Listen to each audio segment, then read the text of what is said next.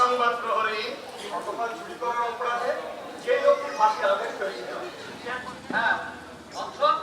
তার নাম কি একবার বল। আমার কেবল যেন মনে হচ্ছে আমাদের পালা সংগমের কাল বোধ করি এসে গেছে। যশোরের সমস্ত নাট্যদল মিলে একসাথে একটা নাট্যমেলার আয়োজন করলাম। এর মাধ্যম দিয়ে আমাদের এই চর্চাটা আবার নিয়মিত চলবে।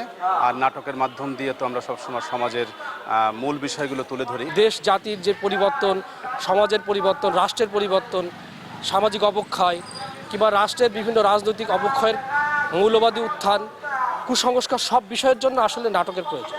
এই জন্য আমরা এক কথায় বলতে পারি নাটক সমাজ পরিবর্তনের হাতিয়ার।